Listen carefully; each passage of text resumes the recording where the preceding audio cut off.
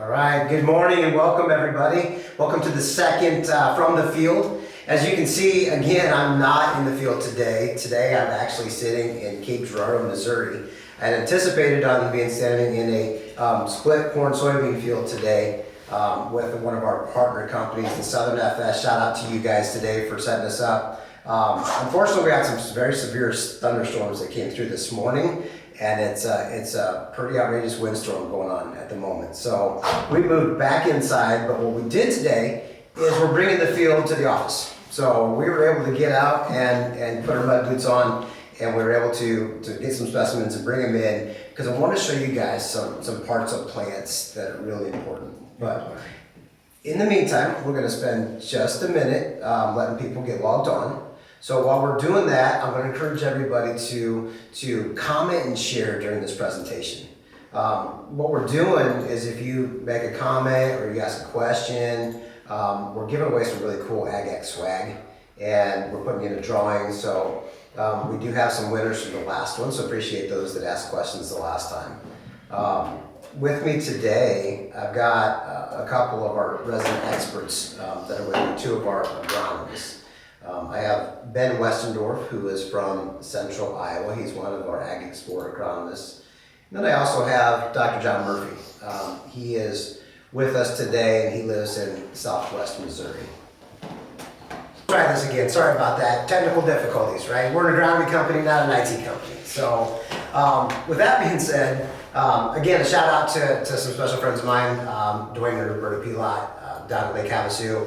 I know, Dwayne, you're going to ask a question about growing palm trees now instead of growing popcorn and corn.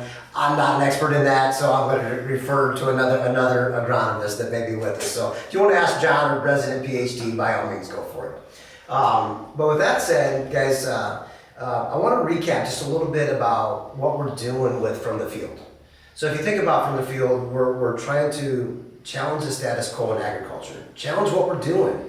Right? We've gotten into this mindset of keep hoping for the best if we keep doing what we're doing, which is like the definition of insanity, right? So when we think about agriculture, it's not always about spending more money, right? And what we're doing with row crop farming. It's about maybe reallocating some dollars and thinking about our spend and how we invest in those dollars and into those crops. And that's what we're doing with From the Field. Again, the next time we come on here in a couple weeks, we're going to try to be out in the field. Hopefully Mother Nature is conducive to let us be out actually in the field. We had a beautiful plot today that we were standing at early this morning, but that didn't work out just due to the weather. But so to recap a little bit, going back to the last one from a couple weeks ago, we talked about there's 5 phases in agriculture, right? And I talked about the first phase being foundation, right? That combine planter, right? Getting that everything you do to that field, from tillage to residue management to fertilizer to fall chemical, everything you're thinking about from the moment you leave that field with your combine or your harvester, your cotton picker, and what you're going to do to that farm before the planter gets there. That's that foundation phase, and there's a lot of stuff that goes into it. Then we talked a lot last time we were on about the establishment phase. This is one of those phases we've got to get right. We've got to get that plant up. We've got to get it going, because if we have some plants that are behind other plants, those become weeds. Even though they're our crop, there are weeds. So I want to show you guys some things that I talked about, some actual live visuals. So I'm going to grab a corn plant, and I want to quickly just growth stage this corn plant just for a moment. And I want to talk about how growth stage, by the book, a corn plant. So the first leaf that comes out is this little round tip leaf. It's called the coleoptile, and hopefully you can see that okay in the camera. And then from there you count shirt collars, just like my collar on my shirt. I got a ring around the back and a V in the front. Those are V stages. So it goes V1 at the first leaf, V2 at the second, and this little baby plant is sitting at V3. There is a ring around this back one, and it forms a shirt collar in the front. That is official V stage. So this plant is going into a very critical time period, and it is going into what we call the ear determination phase, and that is the number of kernels around are being determined. So in corn, we determine yield pretty quick, right, early in the season. Well, this little baby corn plant is going through such a critical time. If you remember, I talked about root systems, and there are 2 root systems that are on a corn plant, and that first one is called that seminal root system, and this is what I'm talking about when I talk about the seminal root system. If you look down here, you'll see the seed, okay? And then from that seed, you have what's called a mesocotyl, okay? This is pretty shallow planted, but this mesocotyl leads up and it goes to this nodal root system. But this radical right here is part of the seminal root system. Right? This is a very critical root system, and what I'm looking for is not so much the length of this root system, but what kind of root hairs do I have on this one? And as you can see, there's a lot of root hairs sitting on this radical, which is really important because plants drink their nutrients. They're not suffering from drinking today, I can promise you that, after the probably 2 inches of rain that we got this morning between 6 and 8 o'clock here Central Time. But this little baby corn plant is going through some critical stuff internally, and this is stuff that we've got to get right. But that establishment phase is to get it to this point. Today, I want to talk to you guys, and we are going to talk to you with Ben and John. We're going to talk to you about this architectural phase. Now, the architectural phase is something that we at AgX use instead of calling it the vegetative stage. Any meeting that you go to, if for those of you that are retailers or agronomists, professional agronomists out in the field, we go to CCA events and they talk about the vegetative stage. Personally, I think that's a little too generic. I want to talk about plant structure and what structure actually means. Right? Because it's important that we do specific things to this corn plant. We also have some live soybean plants that I want to share with you guys and why it's important. So we're going to talk about that. But before I do, this programmed approach to farming in these 5 phases are really important. And I can't stress this enough because you cannot go back and fix phases that you've missed. Now I want to show you a video that I shot last year, just a random video that I shot in Rend Lake, Illinois, which is in very southern Illinois. So Rend Lake has Rend Lake College, and they do a nice job with some plot work that they do at the college in Rend Lake.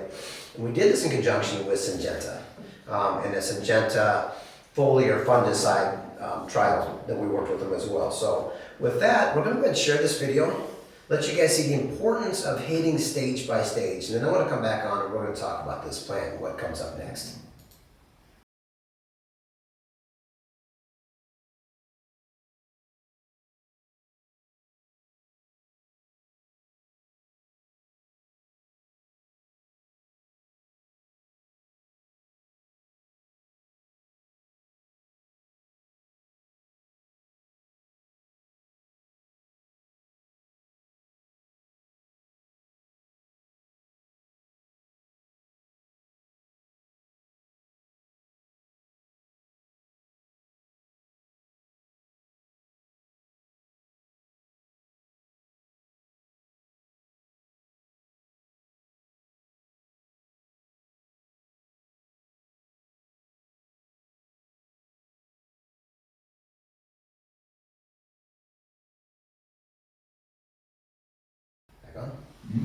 All right, so welcome back everybody.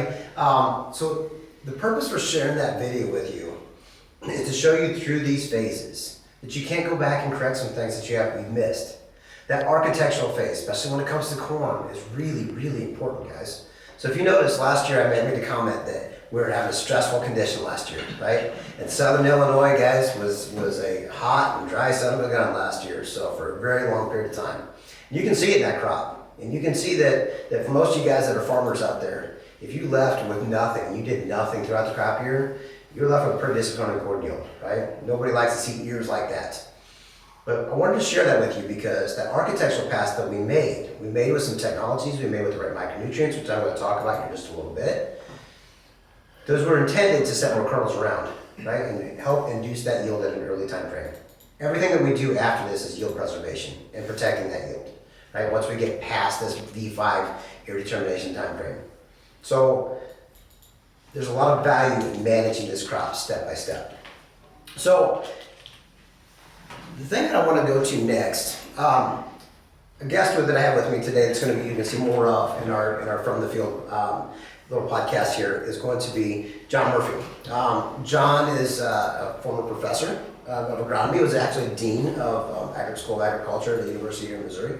And but he's got some really interesting slides that we want to share with you guys and set the stage about what we're going to talk about to help attack this architecture phase and set ourselves up for that next step and then future steps after that. So with that, John, if you wouldn't mind. Awesome. Thank you, Gunny.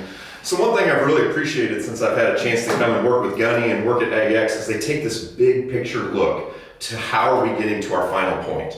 Because at AgX and with Gunny, it's more than just what your final yield is, right? We always think about our yield. We think, what's the combine running? Are we bumping 300 bushel as we're going through corn? But when we think about setting it up, we really have the whole season to set up the success that we're going to have with our plants.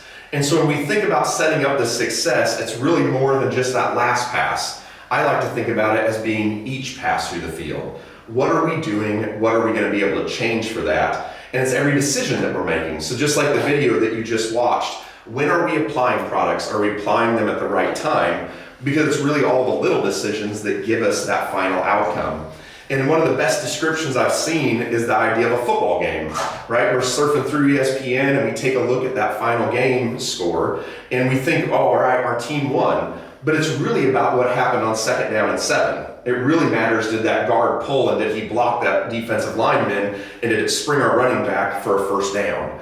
And so it's just like in a football game, each pass and each run matters. Every in-game call by that coach is gonna matter because that's what really gives us our final score.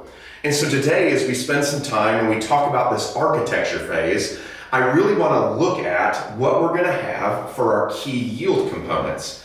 And so as we transition to our next slide, what I want to talk about first of all is corn. So Gunny already kind of started us in on corn. We know that down here in southern Missouri, we're at a key time in our corn yield. One. Yeah. We're at a key time in our corn yield. And when we think about what does that actually drives that final yield outcome, I like to think about it as having 5 individual components.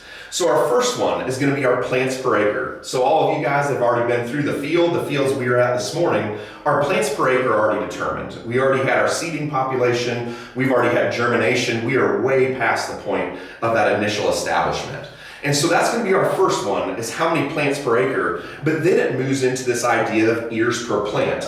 And Gunny was talking about some key things early on that right now, even though we're at our V3 stage in our corn, we are already determining how many ears we're going to have, and we're looking at the idea of how many rounds we're going to have on that as well. So that's our second key one. So if we take plants per acre and we take ears per plant, we really get this idea of ears per acre. So that's our starting point.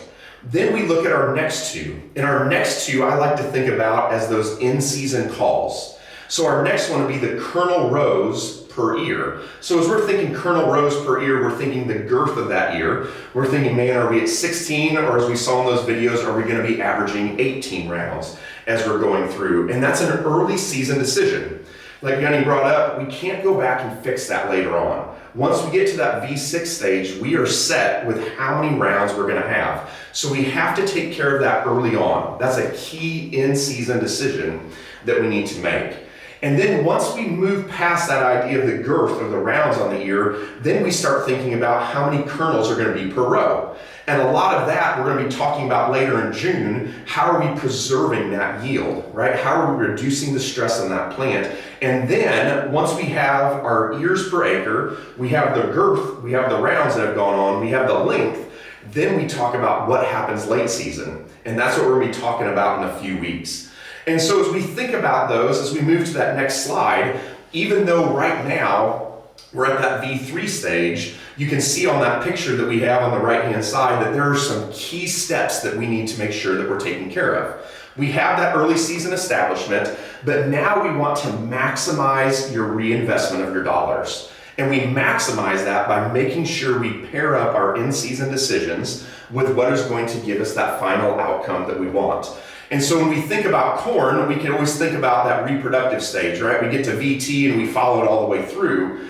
But everything that happens from VT on really was decided early on in that architecture. Do we get all of the pieces together so that we give that plant the highest rate of success that we can do so that we can hold on to that yield as we move into late August and early September and get ready to run our combines through the field? So that's kind of what we're thinking about with corn, and Gunny's going to come back on here in a minute.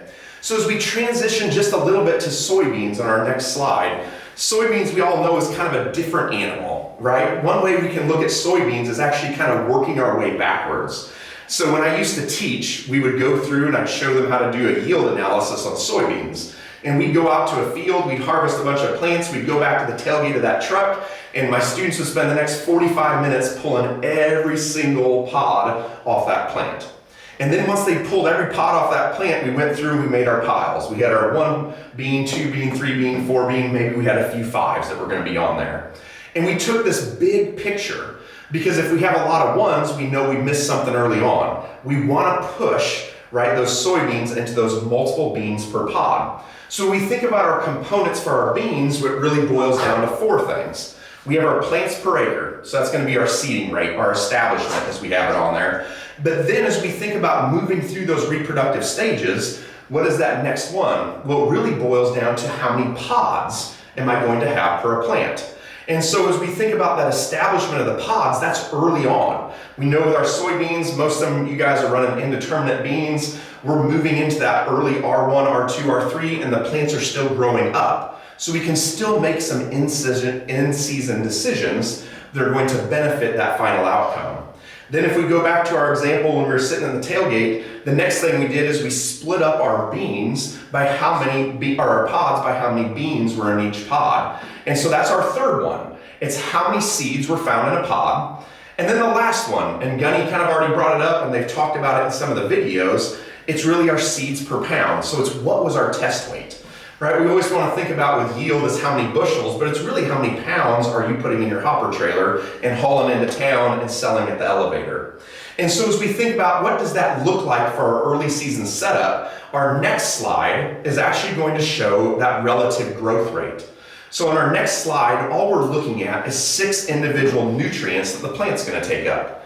And a key thing that we see on every single nutrient is that first 30 days, we don't see a whole lot of growth.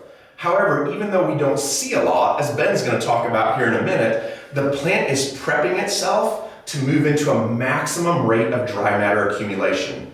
And if we get each and every step along the way, that's where we're going to maximize what we have going on in there. And so regardless of whatever nutrient we're looking at, whether it's sulfur, whether it's iron, whether it's that idea of zinc, we see it that about day 35 to 45, this rapid intake of nutrients. And we can only set that plant up for success if we have each of our plants ready to move into those phases, if we set it up each step along the way. Because it's just like that football example. Every single block matters. The offensive linemen aren't going to win very many MVPs, but our running backs and our quarterbacks aren't going to get the award unless the offensive linemen are doing their job.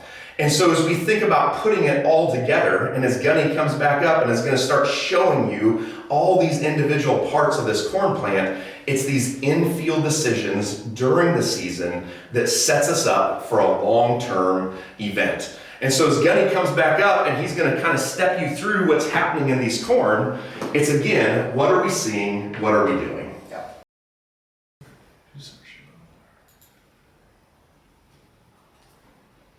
All right, so John, thank you for that. Appreciate that. Sets the stage for what we're going to talk about in this architectural stage, right? So, guys, again, this is a B3 corn plant, right? And it's at the beginning of determining the number of kernels around, all the way through B5. Right, so living off this little seminal root system and the nutrients and energy held in the seed, whilst developing this nodal root system, that primary root system, which will become the root ball later in the season. This is what we're living on. So going through B5, I want to talk to you guys about the nutrient demand and what's happening today and what's going to happen next. So let me use my whiteboard for a minute, and I'm going to draw some stuff out. So I first want to talk to you guys about this phosphorus demand that's happening. So phosphorus actually takes a little bump. If I've got B3 here, B5 here, and this is B6, and out here is going to be BT, tassel, right? So getting our tassel time frame. If I've got phosphorus looks a lot like this, okay? Has a little bump, and it has that demand early season.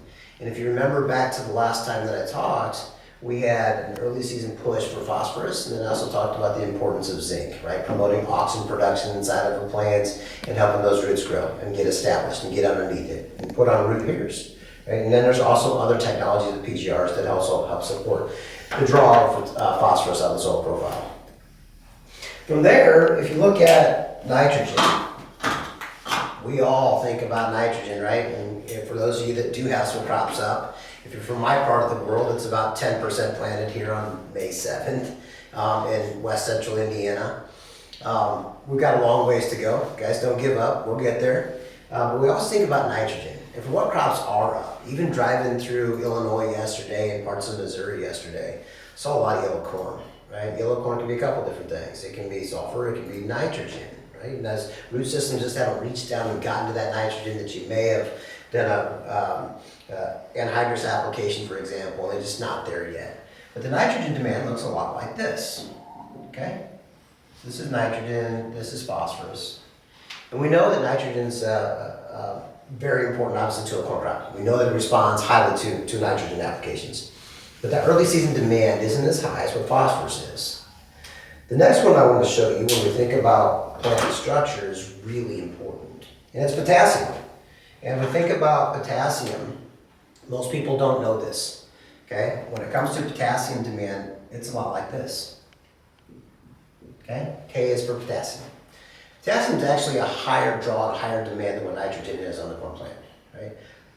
I always assumed when I was younger that nitrogen was the dominant one, right? And it was the big draw in that late season. It's actually potassium. When you think about your plant structure, whether it comes to leaf width or stalk diameter on soybeans, that leaf width, and the structure on a soybean plant, is directly attributed to potassium uptake, right, and utilization inside of the plant.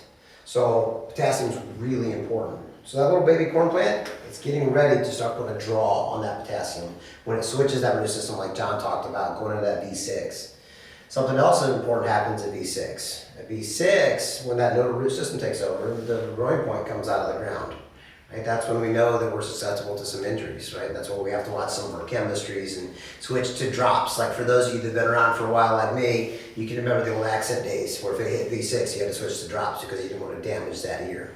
So also something that can happen if you plant it really early and we get a freeze that comes through and a frost, and it can nip that corn, and well guys, you just planted for practice and you're going to be back after it. So that's some things that are really important from the nutritional side.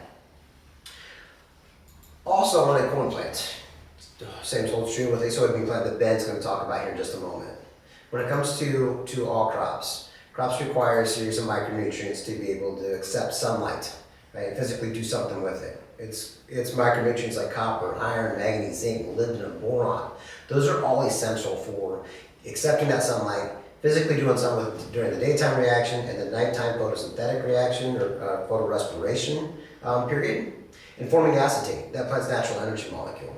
So those are nutrients that are really important. So when you think about those micronutrient blends that your retailer's coming out and talking to you farmers with and about, these are important things to consider, right? So be cautious with certain blends of sulfate-based micronutrients. They don't always play well with others. They're great agronomically. Do a jar test is what I'm going to encourage you. But often when you guys, and I hear this often, somebody will come out and say, well, that's just a shotgun approach to picking up some micronutrients. These are mostly built for photosynthesis. So understand that. If you were deficient on, say, zinc, for example, you need a zinc product. You don't need a blend of micronutrients. You need a zinc product. Or same with manganese, like on soybeans, for example. So things to consider when it comes from a nutritional standpoint. But when I think about that plant structure, how do we influence it? It's not just nutrition, guys. It's technology as well. Something that I've spent most of my career, nearly 25 years in this business, has been on biostimulants and PGRs. There are things that really challenge the status quo in farming of how we can get that crop, get it up and get it going. Right? In this phase, if I can hit this little baby corn plant, so where did my corn come? Right behind me. So I know that I'm in your determination, okay? And I know that this is a critical time period. I know if I come out with the right technology and hit this crop today, sometime between now and V5, all the way through V5, I can influence the number of kernels around on this. So guys, I'll tell you, when you go from 16 around to 18 around, that's a 12.5% increase in kernel set. Right? That does not mean a 12.5% increase in yield.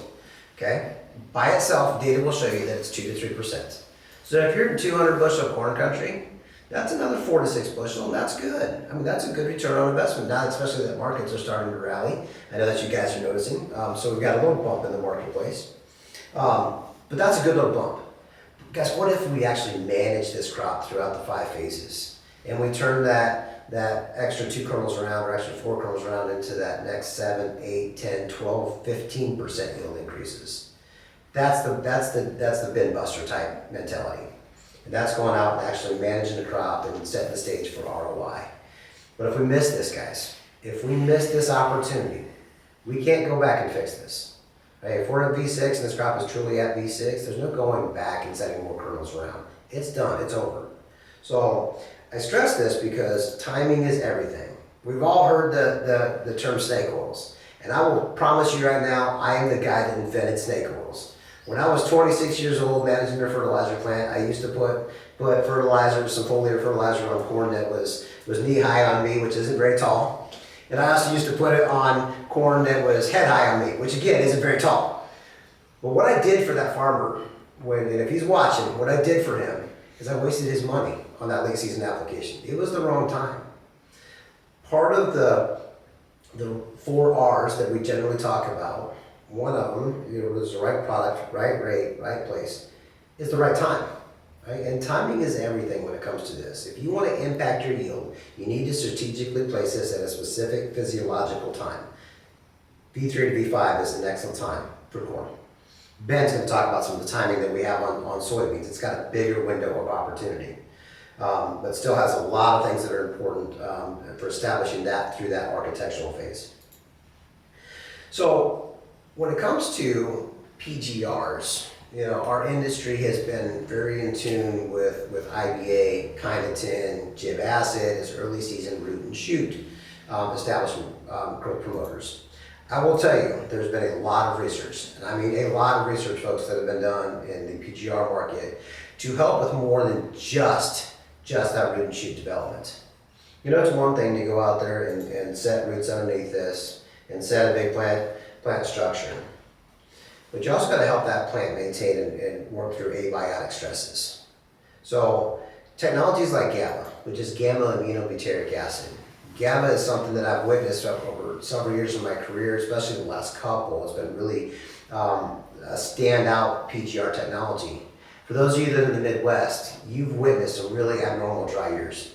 Well, we've had some extended periods of drought. Where I lived in Indiana a couple years ago, we had about 7 weeks where I didn't see a drop of rain. And then last year, in the middle, right after planting, this corn got up to about V3, V4. Mother Nature turned it off for 5.5 weeks. We had perfect pollination weather. And then all of a sudden, it turned 98 degrees for about 7, 8 days, and then she turned bone dry until the end of September.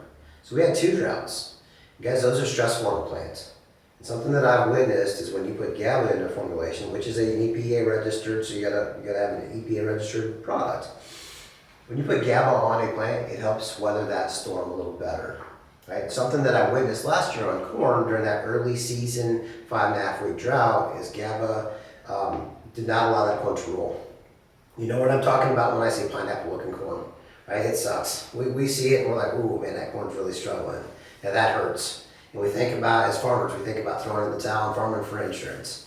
Right? But I'm telling you guys, the old adage of Mother Nature dictates everything that we do in agriculture. I think we can combat really, really well with the right technology. So that's that 5th R that we like to talk about at AgX. Having the right technology to help that crop maintain through the stressful periods. I want to talk about these leaves. So when it comes to a leaf, if I ask any one of you, what is a leaf? Most of you, probably 85% or better, will say, well, it's a solar panel. And you'd be absolutely right. Right? It is a solar panel to accept that sunlight and physically draw into that plant. We know that. Again, it takes more than just leaf area index. You've got to have those right micronutrients to accept that sunlight. That's that copper, iron, manganese, zinc, molybdenum, boron, those type micronutrients to physically accept it and do something with it. But these leaves, guys, are something more than just a solar panel. This leaf right here, it's a fuel tank. For those of you that are farmers, and I know Pat and Heather, you're watching right now, I know the size of your diesel tank. You got a big diesel tank. You don't just have just a 100-gallon diesel tank, right, sitting on your farms. The reason you have big diesel tanks on your farms, guys, is because you need fuel when it's go time. What we need to do during this architectural phase is we need to build a fuel tank that has the ability to hold and store those nutrients for when it's go time, and the go time in a plant is time to reproduce itself. getting into that R1 time frame, and when it starts pollinating and starts setting those kernels, or in soybeans when it gets into the reproductive time frames in the R stages. We want to set that stage, right? So it's a fuel tank to hold and store those nutrients for that late season source to sink movement, which again, we'll spend more time when we get into that the next conversations with from the field, and talk about plants, what they're going through when it gets later in the summer. The other thing about this that most of us miss when it comes to the corn, we're really good at thinking about it in soybeans, for example, or some of the lentils up in the northern part of the United States. We talk about it as canopy closure, getting those rows closed. Corn's no different. We want to close those rows because that canopy can do a couple things. One is it can slow down that weed growth, right? And it can help us from preventing those weeds from getting up and getting established and taking over our crop. So that's a big benefit to establishing a solid canopy. The other thing to it is it also helps keep our canopy cooler and our soils cooler, which is a benefit. Something, guys, if you're really into data and really like to geek out like we do, if you use the right technology and you set a nice, great big biomass, you can go out later in the season. One of the things that I like to measure, and one of the plays that John was talking about that I like to measure, is canopy temperature. What does it mean if we keep this canopy cooler versus letting it be another 4, 5, 6 degrees hotter? Right? There's a lot of stuff that can happen when this canopy heats up. Well, if I can keep it cooler, that's a big deal. Right? Think about disease control. Think about stress and abiotic stresses inside that plant. That's a healthy thing for this plant.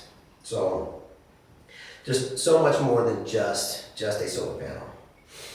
The other thing I want to talk about is not just corn, but popcorn, which happens to be one of my favorite food groups. It is a food group in itself, especially on Sunday nights at my residence. So between my wife and daughter and I, we keep you popcorn farmers in business. So something I want to point out in popcorn that I've learned over the years is popcorn is a potassium hog when you think about a corn crop. Now, Ben's going to talk about soybeans being a potassium hog, and they really are a potassium hog when it comes to per bushel of production. But on popcorn, if you're raising popcorn, I want you to be thinking about that vegetative or architectural time frame applications of a potassium acetate. And I say potassium acetate specifically because potassium acetate is 4.5 times more efficient in foliar uptake and utilization versus any form of foliar potassium on the market, bar none. So also look for foliar products that have technology with it that, one, either help it get into the plant through absorption, or two, once it's inside that plant, what is it that plant doing? How is it metabolizing? So look for biostimulants that help that potassium acetate function at a higher level. So they're out there. Ask the questions. Ask your retail. Challenge your retailer on providing that information to you of what's the right product for you. Something I've witnessed in popcorn. Popcorn gets a weak stalk. So if like Dwayne and Roberta from Arizona today, you guys are big popcorn farmers in Indiana. We know that popcorn, it gets a brittle stalk. In late season, it can lay over with some late season winds. Something that will help you with your popcorn practices is going out and making early season applications and then following it up with subsequent applications, especially during that tassel time. Because popcorn, just like field corn, it's going to have a high demand late season for potassium. So I just wanted to throw that out there to you as something to think about when you think about this plant structure. So with that, enough about corn, enough about popcorn. I'm going to introduce Benjamin Westendorf. Ben, again, is from Central Iowa. He is an agronomist for AgX. Wealth of knowledge, great agronomist. So with that, Ben, I'll let you talk about soybeans and the importance of building plant structure and some of the micronutrients that are essential for pushing this through. Sure. Morning, guys. Ben Westendorf here, come from the Ames, Iowa area. I want to first start out by saying, failure to plan is a plan to fail. However, sometimes you can plan all you want and things don't go well. As we figured out with this live broadcast today, things don't always go the way you want. Well, really what sets your end goal or your outcome is how you handle it. If you guys could only see what we have set up right now to make sure you guys can not only see us, but hear us as well. We have cameras propped up with candy bars. We're doing everything we can to make sure this season, if you will, continues the way it should. It's the same in farming too. I've seen it all too many times where you plan on going out, you have a lot of help on a good Saturday, you're gonna combine a lot of corn. You get out there at 9 o'clock, you shear your serpentine belt, and all of a sudden you're down trying to fix a belt for the rest of the afternoon. Plans fail, and that's okay. What we need to do is make sure that our planting still continues. So on soybeans, as John mentioned, what can we do to manage plants per acre? If you're from central Iowa, sorry, I keep getting close to the camera, I'll cut my head off. A little taller than Gunny, so I'm going to adjust it for that. If you're in central Iowa like me or in other parts of the country where the beans aren't in yet, not even close, we got about a week into corn planting, and then Mother Nature said you guys need a break, which is debatable. But right now in soybeans, if you guys are still waiting to plant, you guys are still at the stage determining plants per acre, seeding rate, making sure the seeds you do have out there, can you put a technology with them to ensure that you're going to nodulate as many nodules as possible? Can you focus on root growth? Can you make sure that seeds emerge evenly? If you were out in the field with us this morning, which I bet most of you don't want to be out there, we had our muck boots on and we're up to our knees and just absolute gunk. These are past getting the plants per acre established, right? Right now we're in the plants per pod. So what can we do to focus on building a plant structure to support photosynthesis to later on put on pods and put on beans in the pod to then later be followed up by seeds in the pod and finally finish it out with pods seed weight. So a few things that we can focus on right now, like Gunny said, is managing potassium. These things love potassium, 1.2 pounds per bushels compared to corn's 0.8. Gunny, you stole a lot of thunder that I had, and that's all right. One thing you can really focus on during this time of architecture stage, or vegetative, if anybody else in the industry calls it that, is using a plant available form of potassium, or potassium acetate. Going out there and hitting it at a time where it needs it. If you look at the demand curve, this is for corn, but soybeans falls a little bit similar. Making sure that we're getting potassium acetate out there when we need it, or any form of potassium. The other thing that's often forgotten about is, I like to call it Molly, because sometimes words don't work the way I want in molybdenum. Focusing on getting some of that out there as well, making sure that we're building nodules for nitrogen fixation, making sure this plant has the nitrogen it needs to grow. Those are just a couple things that I did want to hit on real quick. I'm not sure where we're at on time, but the other thing that I think is important to look at with these, I want to get a little closer here so we can look at nodules. You can see them building here. At V1, nodulation has already started, however, it's not able to be observed. At V2, which we're past on this plant, you can actually start to see it. As long as we're talking about it, let's talk stages for a second.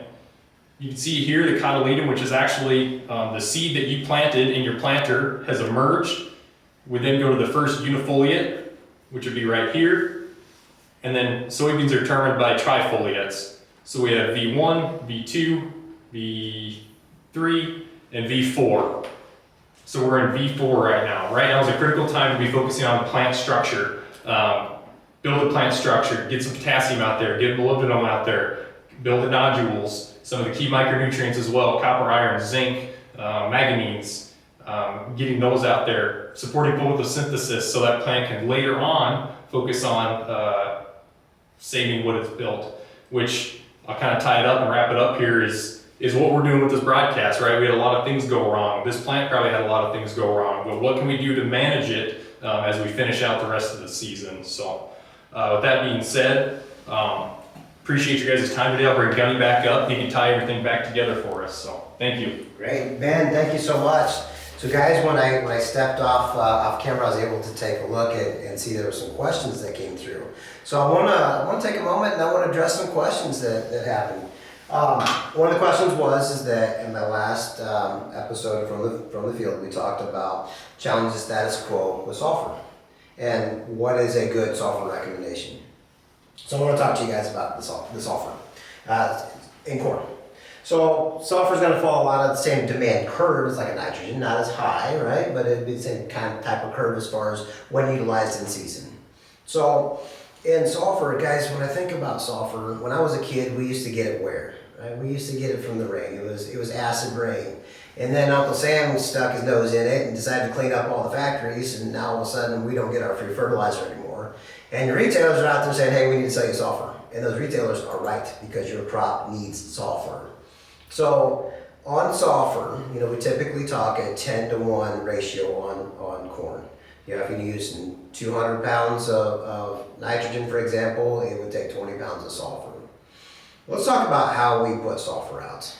Because I'm not going to encourage you to spend any more. I'm going to challenge you on how you invest in those dollars and how you put it out there. We know for a fact that the number one thing you should ever do when it comes to nitrogen management, for example, is to split apply it. It isn't to use a nitrogen management or nitrogen stabilizer. First thing you should do is you should split apply, right? And not put all your eggs into one basket. We've learned that as an industry. Now I get that some of you guys that are out there, you don't have the manpower, you don't have the time, and you've got to put it all in one basket. That's things that we have to work with. But when it comes to sulfur, I promise you guys there are opportunities for us to think about how we get sulfur out there. Sulfur is taken up like this. I'm going to erase this real quick. Plants only take up very specific forms of fertilizer. Sulfur is taken up as SO4 negative. Okay? That is sulfate.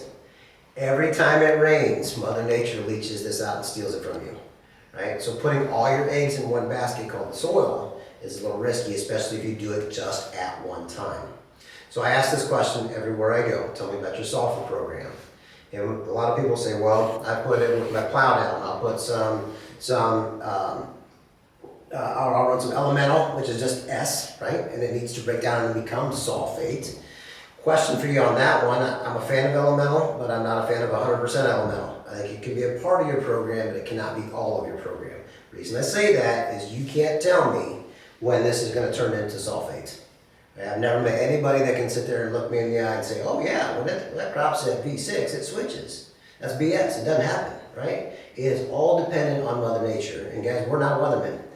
Like for example, I thought for today, for sure, we'd be able to be out in the field for you guys today. I'm not a weatherman, right? So I'm back in an office.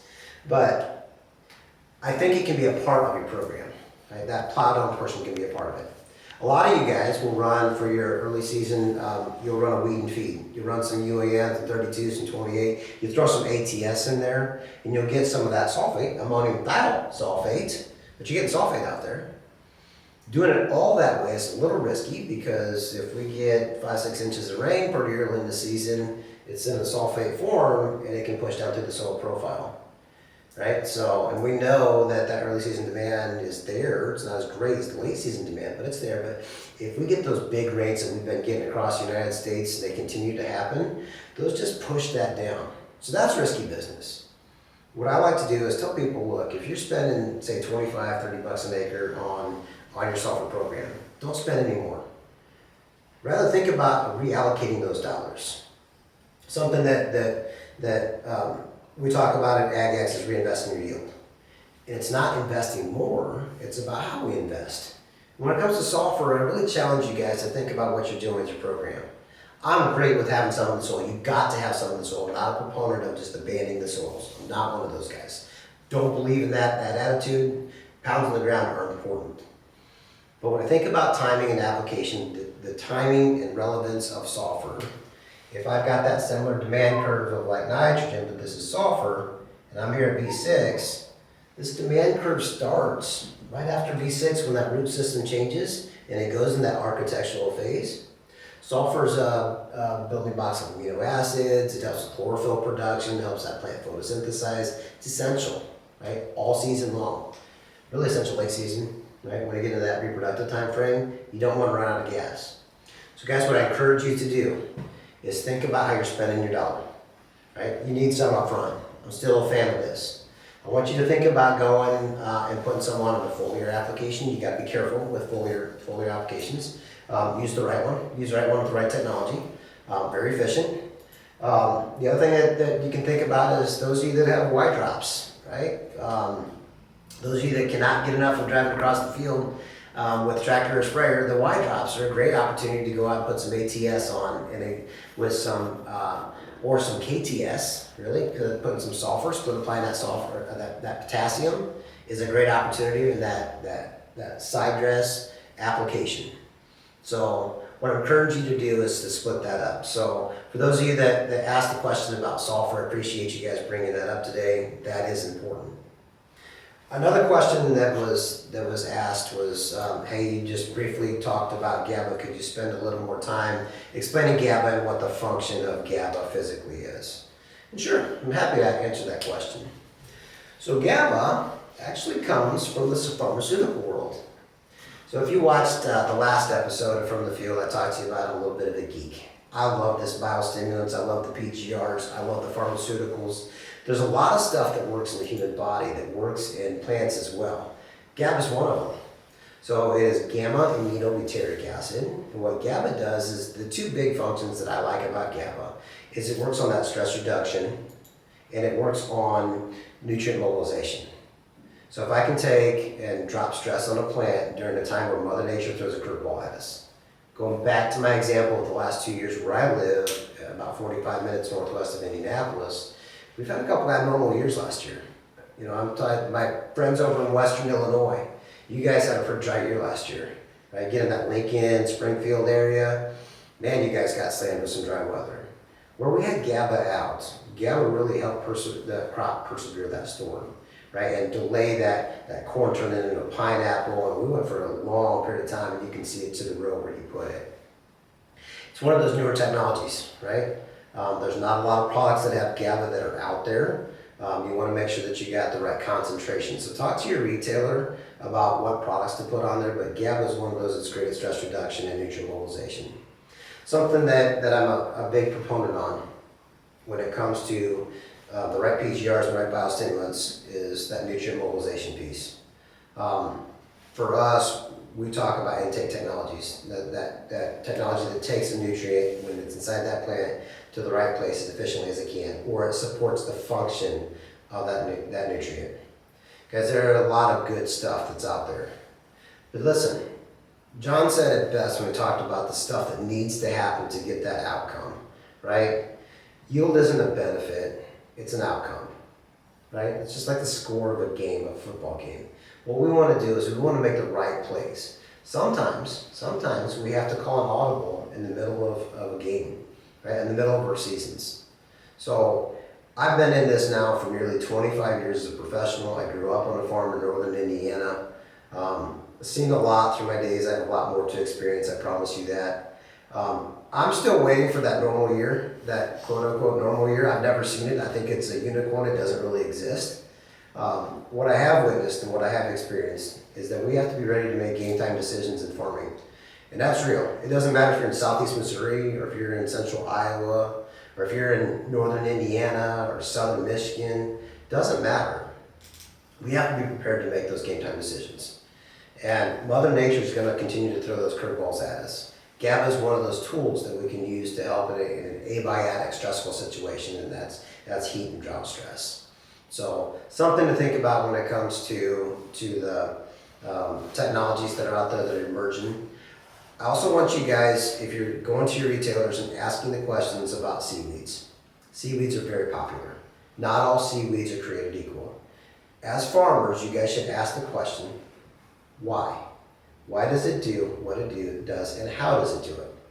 Right? Ask about the functions. Don't accept that, hey, this gives you 3 bushel, or this gives you 5 bushel every time we use it. That's crap. There's no one product that is consistent that way.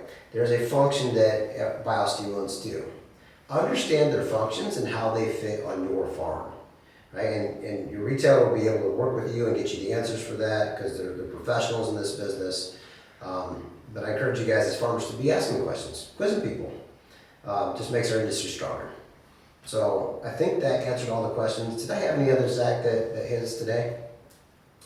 Okay, last thing I want to do is I want to give a shout out to my friends at Top Crop. So if you guys are watching Top Crop TV, Seth and the crew that's out there with Shelby and Corey and Dan and Russell, just want to give a shout out to those guys. Watch for us this year. We're on a lot of the episodes featuring this year. We're going to be on many more in years to come. But I want to give a shout out to the Top Crop crew. You guys are doing a great job helping farmers across the United States. So appreciate you guys. Last thing I want you to do is I want you to like and share this thing, put it out there, send your comments, give us some feedback, how we can help. I do know that the audio needs to be better. We will fix that the next time, I promise you. So. You got a question? Shelf life of GABA and nutrient solutions. Yeah, so shelf life and GABA nutrient solution is really important. Not all PGRs, when it comes to PGRs, has a shelf life in water-based solutions. For example, if you take IBA or gib acid, it tends to degrade in the presence of water. GABA is very stable in the presence of water. So, like most, what I do in AgX, we have the only one GABA source that is actually physically mixed with micronutrients. And guys, I'm not going to make this a commercial, but I will tell you we did launch the first ever EPA registered plant nutrition product in U.S. history. It's called Architect, and we have a 2-year guaranteed shelf life with no degradation in GABA in that water-based solution. So all the other PGRs, most all the other PGRs need to be in an alcohol solution to stay intact. Otherwise, they degrade in a period of weeks. So that's why you've not seen too many PGRs show up in fertilizers. Plus, it's also a little bit of a challenge to get it registered, as we've learned over several years. But great question. Anything else, Zach? Guys, with that, thank you. Looking forward to seeing you again here in a couple weeks. We're going to talk more on late season PGRs and really challenging the status quo late season, driving this business forward. Thank you for being with us today. Reach out with questions.